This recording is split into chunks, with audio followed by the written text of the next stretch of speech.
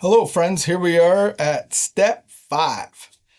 Admitted to God, to ourselves, and another human being the exact nature of our wrongs. In my experience, I would say step 5 is where people get hung up on. It was a good idea at the beginning, and then you got a couple weeks or months or a few months, and you kind of feel okay, and it's like, wow, this is getting really hard. Part of this process is reminding ourselves of how bad it was and how willing that I was to do whatever it took not to ever go to that place again. So this is a full process. The funny thing about this is I've been stuck on this. I did step 1, 2, 3, and 4. I filmed it, and then I got stuck on step 5.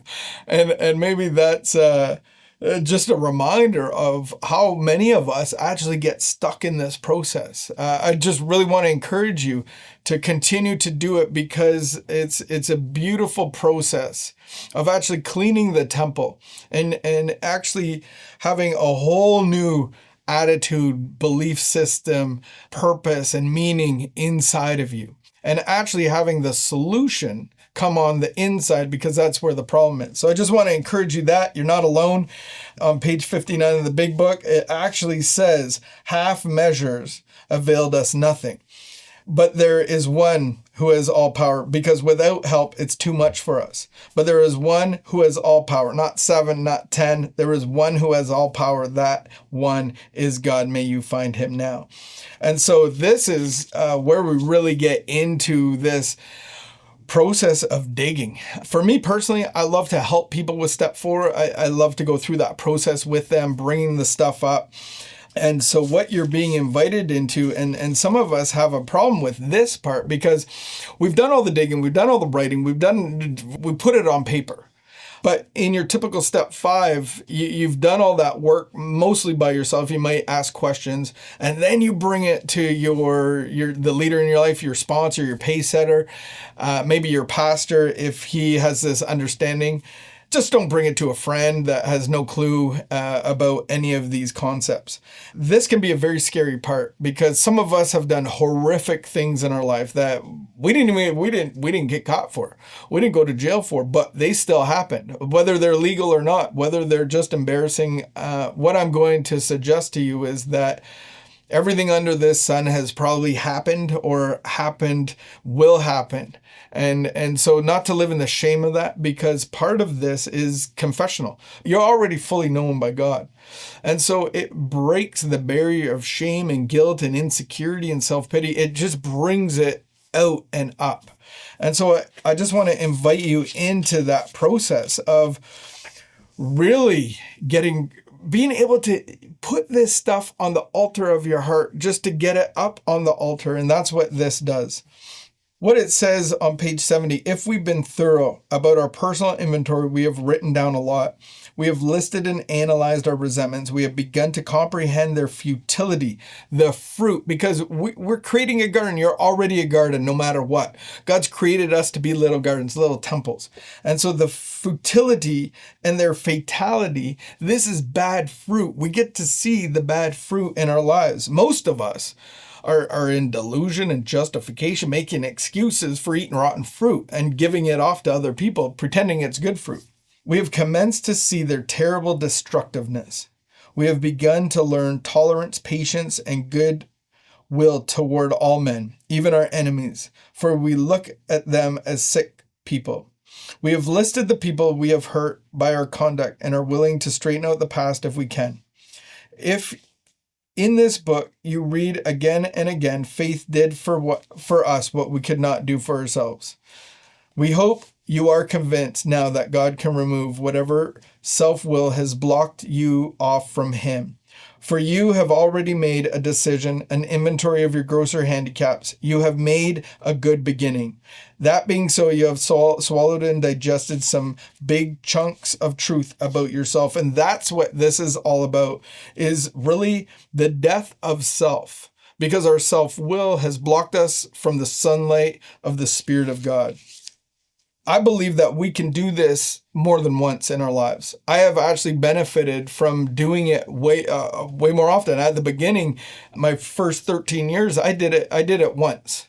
And 13 years in, I did it again, and I got revelations that made me question how I was still sober. The man that led me into my fifth step, he just said to me, he goes, "That's God's grace."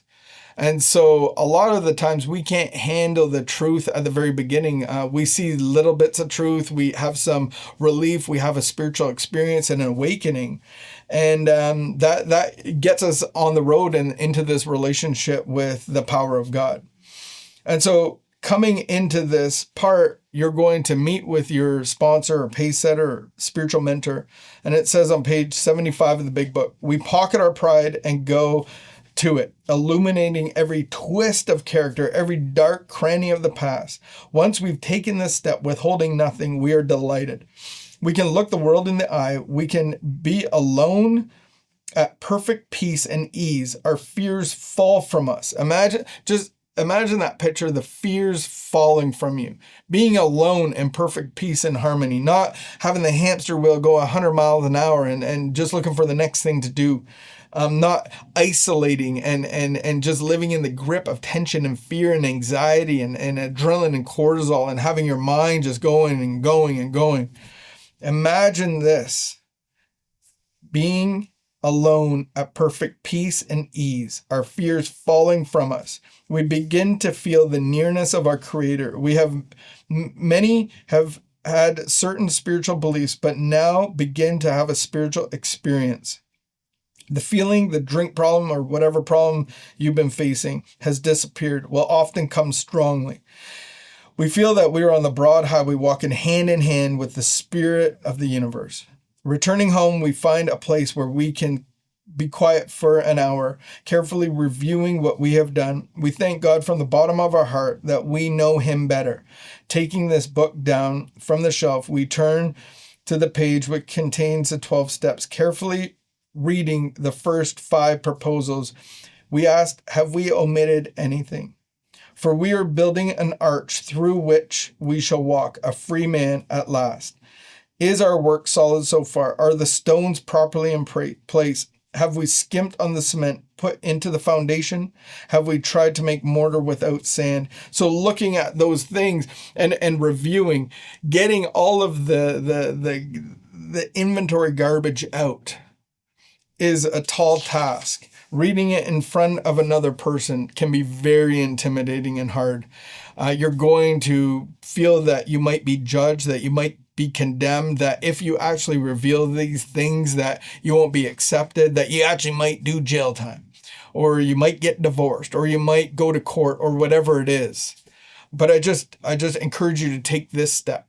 This is a very important step to getting it all out, confessing it to another human being.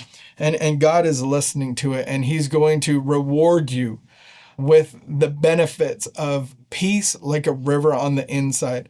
The sunlight's going to come into your darkness, and the darkness is going to be scattered. The darkness is going to flee.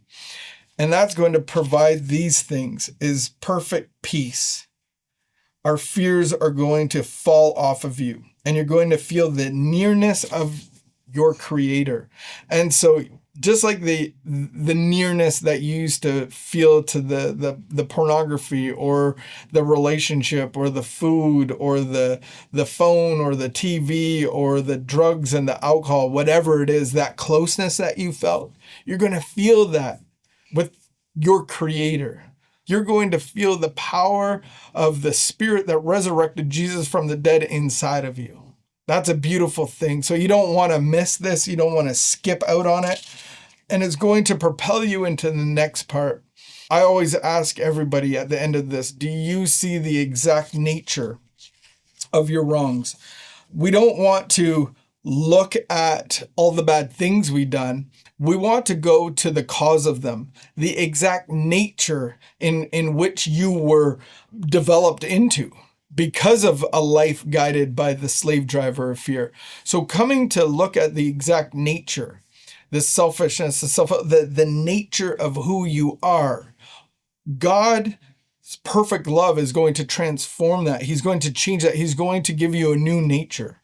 And that's the beautiful thing. But I have to see my old nature, because at the core of love is consent.